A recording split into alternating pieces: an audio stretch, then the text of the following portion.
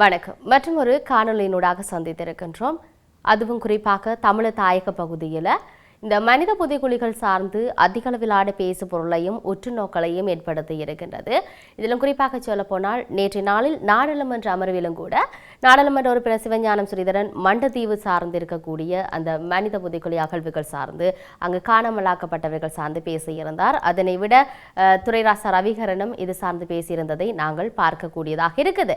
இவ்வாறு இருக்கின்ற பொழுது இது பற்றி நாங்கள் இன்னும் விரிவாக பார்க்க வேண்டும் என்று சொன்னால் அண்மைய நாட்களில் எல்லோரும் தெரியும் அவதானிக்கக்கூடியதாக இருந்திருக்கும் காணொளிகளிலும் கூட இலங்கையினுடைய வடபகுதி வடக்கு மாகாணத்தினுடைய தலைநகராக இருக்கக்கூடிய யாழ்ப்பாணத்தில் மிக முக்கியமான வீதியில் இருந்து 100 மீட்டர் தொலைவில் 2 காவல்துறையினர் அந்த சுடலையின் நடுவில் இருக்கக்கூடிய இந்த துருப்பிடித்து போன கதவுகளில் தங்களுடைய கைகளை வைத்துக்கொண்டோ இல்லாட்டி அதில் நின்று மற்றவர்களை அவதானிப்பதை நாங்கள் கொஞ்சம் அவதானிக்கக்கூடியதாக இருக்கும். அது என்ன விடயம் என்று சொல்லி பார்த்தால் இலங்கையில் மிக சமீபத்தில் கண்டுபிடிக்கப்பட்ட மனித புதைக்குழிக்கு பாதுகாப்பளிக்கும் நடவடிக்கையில் காவல்துறையினர் ஈடுபட்டிருந்தனர். இந்த புதைக்குழியிலிருந்து இதுவரை 3 குழந்தைகள் உட்பட 19 பேரின் உடலங்கள் மீட்கப்பட்டிருக்கின்றது. பாரிய மனித புதைகுழிகள் மீண்டும் கண்டுபிடிக்கப்பட்டுள்ளமை இலங்கை தமிழரின் காயங்களை மீள கிளறியுள்ளது என்றுதான் சொல்லக்கூடியதாக இருக்கிறது. இலங்கை அரசாங்கத்துக்கு தமிழர்களுக்கு தனிநாடு கோரிய பிரிவினைவாத தமிழீழ விடுதலை புலிகள் அமைப்புக்கும் இடையிலான இந்த 26 வருட யுத்தம் காரணமாக தமிழ் மக்கள் துயரங்களை அனுபவித்திருக்கின்றார்கள். அரசாங்கம் பலரை பலவந்தமாக காணாமலாக்கி இருக்கிறது. 2017ஆம் ஆண்டில் சர்வதேச மன்னிப்பு சபை வெளியிட்ட அறிக்கையில் 1980களின் பின்னர் இலங்கையில் 60,000 முதல் 1,00,000 வரையிலானவர்கள் காணாமலாக்கப்பட்டுள்ளனர் என்று சொல்லியிருந்தார்கள். 2009இல் முடிவுக்கு வந்த யுத்தத்தின் இறுதிக்கால பகுதியில் 1,70,000 பேர் கொல்லப்பட்டனர் என தமிழ் சமூகம் குற்றம் சாட்டியிருக்கிறது. ஐக்கிய நாடுகள் 40,000 பேர் கொல்லப்பட்டுள்ளார்கள் என்று தெரிவித்திருக்கிறது. 1996ஆம் ஆண்டு பாடசாலை மாணவி கிருஷாந்தி குமாரசுவாமி இலங்கை ராணுவத்தினால கூட்டப்பாலியல் வன்முறைக்கு உட்படுத்தப்பட்டு கொலை செய்யப்பட்டது முதல் கடந்த 25 வருடங்களாக செம்மணி பொதுமக்களின் கவனத்தை ஈர்த்திருக்கிறது. இப்பொழுது அவரது தாயார், சகோதரர், குடும்ப நண்பர் ஆகியோர் கொலை செய்யப்பட்டிருக்கின்றனர். அவர்களின் உடலங்கள் செம்மணியில் 1996இல் மீட்கப்பட்டன. கிருஷாந்தி குமாரசுவாமி பாலியல் வல்லுறவு கொலையில் குற்றவாளி என தீர்ப்பு வழங்கப்பட்ட முன்னாள் இராணுவ கேப்டனல் சோமரட்ன ராஜபக்ஷ 1998இல் விசாரணையின் போது செம்மணி புதைக்குழியில் 300 முதல் 400 பேரை புதைத்ததாக தெரிவித்திருந்தார். அவர் வழங்கிய அந்த தகவல்களை தொடர்ந்து அடுத்த வருடம் 15 உடலங்கள் மீட்கப்பட்டிருக்கின்றன. இதில் 2 1996இல் இராணுவத்தினரால் கைது செய்யப்பட்டவர்கள் என அடையாளம் காணப்பட்டிருக்கிறார்கள். புதிய புதைக்குழிகளில் கண்டுபிடிப்பு அதாவது நீதிக்கான தேடலில் தமிழ் சமூகத்தினை தொடர்ந்து காயப்படுத்தி வரும் ஒரு பழைய கேள்வியை மீண்டும் எழுப்பியிருக்கிறது. கடந்த கால விசாரணைகளில் பலவந்தமாக காணாமலாக்கப்பட்டவர்கள் யுத்த கால கொலைகள் குறித்த கேள்விகளுக்கு விடைகளை வழங்கவில்லை. அரசாங்கம் இந்த விடயங்கள் குறித்து தொடர்ச்சியாக கவனம் செலுத்தாதது இதுக்கு ஒரு காரணம் என்கின்றார் தொல்லியல் நிபுணர்கள். செம்மணியில் கண்டுபிடிக்கப்பட்ட மனித புதைக்குழி போன்றவற்றால் இவற்றுக்கு விடை வழங்க முடியுமா? செம்மணியில் கட்டுமான பணிகள் இடம்பெற்றுக் கொண்டிருந்த வேளை பிப்ரவரி மாதம் மனித எலும்புக்கூடுகள் மீட்கப்பட்டன. மே மாத நடுப்பகுதியில் தோண்டு நடவடிக்கைகள் ஆரம்பமாகியிருந்தன. மீட்கப்பட்ட இந்த 19 உடல்களில் 3 உடல்கள் பிறந்த குழந்தைகளுடையவை அல்லது 10 மாதத்துக்குட்பட்ட குழந்தைகளுடையது என அல் ஜசீராவுக்கு தெரிவித்திருக்கின்றனர். மனித புதைக்குழி அகழ்வுக்கு தலைமை தாங்குகின்ற தொல்லியல் நிபுணர் ராஜ் சோமதேவ உடல்களை இறுதியில் மருத்துவர்கள் பகுப்பாய்வு செய்து அவற்றின் இறப்புக்கான காரணத்தை கண்டறிய முயல்வார்கள் என தெரிவித்த அவர் உடல்கள் புதைக்கப்பட்ட திகதியை கண்டறிவதற்காக ஆடைகள் அல்லது செல்போன்கள் உரைகள் போன்றவற்றை பயன்படுத்த உள்ளதாக தெரிவித்தார். மனித உடல்களுடன் பொருட்கள் எவையும் கிடைக்கவில்லை என்றால் கதிரியக்க கால மதிப்பீட்டு முறையை பயன்படுத்த போவதாகவும் அவர் சொல்லியிருக்கிறார். மனித புதைகுழிகளின் 40% மாத்திரமே இதுவரை அகழ்ந்திருக்கிறோம் என அல் ஜசீராவுக்கு தெரிவித்த அவர் செயற்கோள் படங்கள் மற்றும் ஆளில்லா விமானப்படங்கள் மூலம் 2வது மனித புதைகுழி இருப்பதற்கான சாத்தியக்கூறினை ஏற்கனவே கண்டுபிடித்திருப்பதாக தெரிவித்தார். தான் இடைக்கால அறிக்கை ஒன்றை நீதிமன்றத்துக்கு வழங்கியிருப்பதாகவும் இந்த மனித புதைகுழிகளை பாரிய மனித புதைகுழிகள் என கருதலாம் இந்த புதைகுழி என்றும் சொல்லியிருக்கிறார். மேலதிக விசாரணைகள் தேவை என தெரிவித்திருப்பதாகவும் ராஜ் சோமதேவ தெரிவித்திருக்கிறார். காணாமல் போன தங்கள் அன்புக்குரியவர்களை தேடும் யாழ்ப்பாணத்தைச் சேர்ந்த 600 பேருடன் இணைந்து பணியாற்றுவதாக சொல்லியிருந்தார்.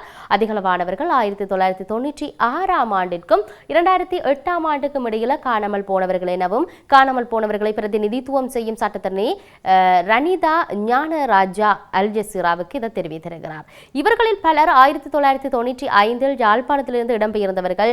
நாட்டின் தமிழர் தாயகத்தின் வடக்கு மாகாணத்தின் தலைநகர், அதாவது காணாமல் போனவரின் குடும்பத்தவர்கள் உடல்களை தோண்டும் நடவடிக்கைக்கு முழுமையான ஒத்துழைப்பை வழங்கி வருகின்றார்கள் என தெரிவித்த அவர், அடையாளம் காணும் நடவடிக்கைகள் உரிய முறையில் இடம்பெற வேண்டும் என விரும்புவதாகவும் சொல்லியிருக்கிறார்.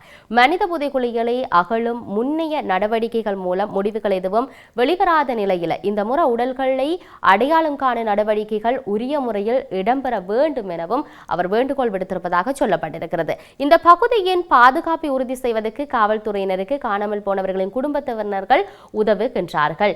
இதேவேளை செம்மணி மனித புதைகுழியிலிருந்து என்ன நடந்தது என்பதற்கான துப்புக்களை கண்டுபிடிப்பதற்கு அகழ்வில் ஈடுபட்டிருந்தவர்களுக்கு உதவுவதற்காக தமிழ் சமூகம் கொண்டுள்ள விருப்பம் கடந்த கால அனுபவங்களினால் பாதிக்கப்பட்டிருக்கிறது. இலங்கையில் சமீபத்தில் ஏனைய மனித புதைகுழிகள் தோண்டப்பட்ட போதிலும் அவை அர்த்தமுள்ள பதில்களுக்கு வழிவகுக்க தவறிவிட்டன.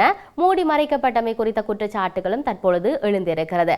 மன்னார், கொக்கு தடுவாய், திருக்கேதீஸ்வரம் மனித புதைகுழிகளுக்கு நிகழ்ந்தது செம்மணி மனித புதைகுழிக்கும் நடக்கலாம் என்ற அச்சம் கொண்டுள்ள பலவந்தமாக காணாமலாக்கப்பட்டோர் சங்க தலைவி ஜோகராஜா கனகரஞ்சனி தெரிவித்திருப்பதை பார்க்கக்கூடியதாக இருக்குது. இதையும் ஏனைய மனித புதிகள் போல அவர்கள் எந்த பதிலையும் நீதியையும் வழங்காமல் மூடி மறைக்கலாம் என்று சொல்லியிருந்தார்கள். இவரின் மகன் அமலன் விடுதலை புலிகளுடைய இயக்க உறுப்பினர் 2009 இராணுவத்திடமிருந்து சரணடைந்த பின்னர் காணாமல் போனோர் கொலைக்காரர்களை நீதி வழங்குமாறு கேட்டால் அவர்கள் நீதி வழங்குவார்களா என்ற கேள்வியை எழுப்பியிருந்தார்கள். மிகப்பெரிய மனித புதிகுழி அகழ்வு வடமேற்கு மன்னாரிலேயே இடம்பெற்றது. 2018 இது ஆரம்பமானது. சோமதேவாவே இதனை தோன்று நடவடிக்கைகளுக்கு தலைமை தாங்கினார். 346 எலும்புக்கூடுகள் மீட்கப்பட்டன. நீதி அமைச்சும் காணாமல் போன அலுவலகமும் இந்த மனித புதைகுழியை தூண்டு நடவடிக்கைகளை மேற்பார்வை செய்தன. எனினும் சோமாதேவ மன்னார் புதைகுழி விடயத்தை அரசாங்கம் கையாளும் விதத்தினை கண்டித்திருந்தார்.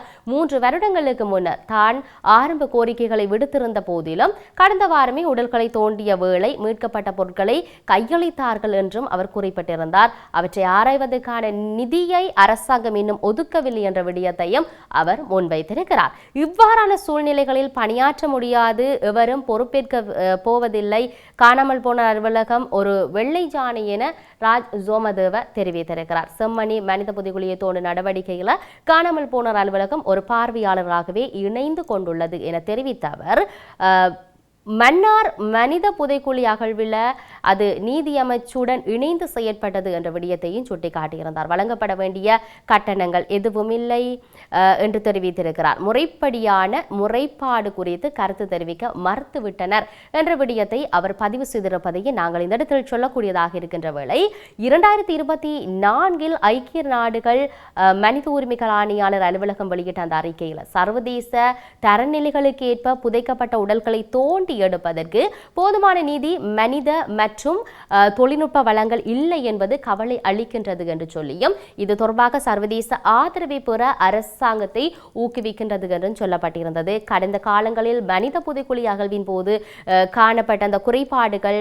பலவீனங்கள் செம்மணியிலும் காணப்படுகின்றன என தெரிவித்த யாழ்ப்பாணத்தைச் சேர்ந்த அடையாளம் கொள்கை ஆராய்ச்சியாளர்களுக்கான நிலையம் சர்வதேச நிபுணத்துவமோ மேற்பார்வையோ இல்லாமல் செம்மணி மனித புதைகுழியை தோண்டும் நடவடிக்கைகள் இடம்பெறுகின்றன என குறிப்பிட்டிருக்கிறது.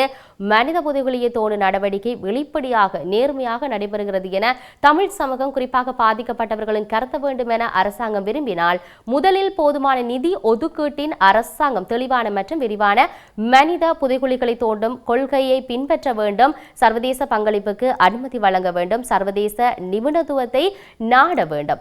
மனித புதைகுழிகளை தோண்டும் நடவடிக்கைகளில் காணாமல் போனோரின் குடும்பத்தார்கள் பங்கெடுப்பதற்கும் சட்டப்பூர்வ பிரதிநிதித்துவத்தை பெறவும் அனுமதிக்க வேண்டும் என அடையாளத்தின் பிரதிநிதி ஒருவர் அந்த அவருக்கு அனுப்பிய அறிக்கையில் சொல்லியிருந்தார். ஜனாதிபதியாக செப்டம்பரில் அன்றுகுமார் திசாநாயக்க தெரிவு செய்யப்பட்டமை அவர் நீதிக்கு ஆதரவை வழங்குவார் என்ற நம்பிக்கையை ஏற்படுத்தியது. ஆனால் இதுவரை அவர் அந்த நம்பிக்கையை பூர்த்தி செய்யும் விதத்தில் எதுவும் இடம்பெறவில்லை என கனகரஞ்சனி தெரிவித்திருக்கிறார். இருக்கிறார். ஜனாதிபதி ஆட்சிக்கு வந்து பல மாதங்கள் ஆகியிருக்கிறது. இதுவரை அவர் தங்களுடைய பிரச்சனைகளை சிறிதளவும் கருத்தில் கொள்ளவில்லை என தெரிவித்திருக்கிறார். ஆட்சியாளர்கள் மாறியுள்ளார்கள், ஆனால் யதார்த்தம் நீடிக்கின்றது என்றும் அங்கு சொல்லப்பட்டிருக்கிறது. உண்மையில் இந்த மனித புதைகுழிகளுக்கு பின்னால் இருக்கக்கூடிய பல நகர்வுகள் மறைக்கப்படுகின்றதா இல்லாட்டி மறுக்கப்படுகிறதா என்ற கேள்விகளோடு தான் சென்று கொண்டிருக்கிறது. தொடர்ச்சியாக இருந்து பார்ப்போம். இதனுடைய நகர்வுகளை மற்றொரு பதிவினூடாக சந்திப்போம். வணக்கம்.